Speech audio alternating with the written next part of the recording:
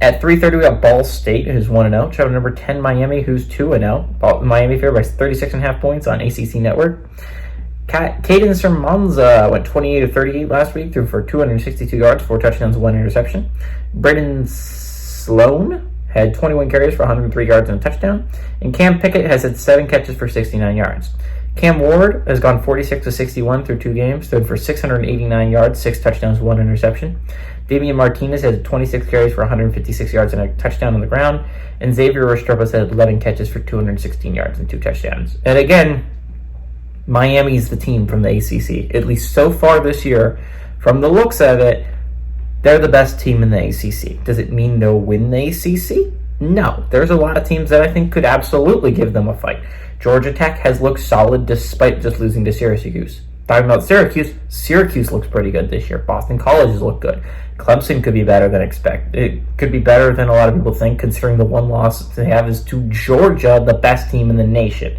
Louisville is good. A lot of people are sleeping on Louisville, but the Cardinals are a good football team this year. There's a lot of football teams I think are out there in the ACC that are solid enough to beat Miami. But Miami right now is the team to beat. They are the best team in the ACC, and until someone can knock them off that mantle, that is where they will stay. Ball State's not knocking them off that mantle.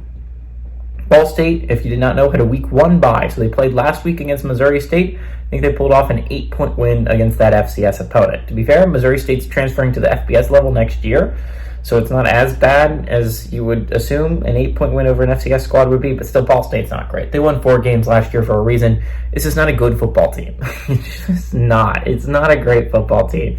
The Cardinals aren't great. Miami is pretty great. It's just not going to be close. It's not. I mean, to be fair, I kind of said the same thing about Northern Illinois last week, and Northern Illinois pulled off an absolute shocker.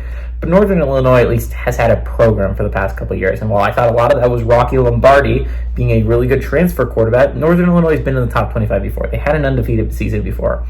They're a solid group of 5 team that has just gone on, and they're in the national eye again, but they were in the national eye before. Ball State's never been in the national eye. They've never been good enough to be in the national eye.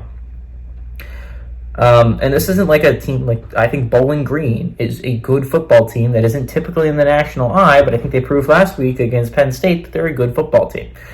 It's not like that. Ball State's not a good football team. There's a reason why they're not in the national eye.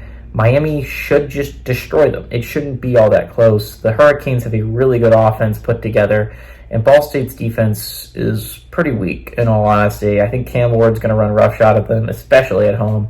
Give me Miami to win and cover at home.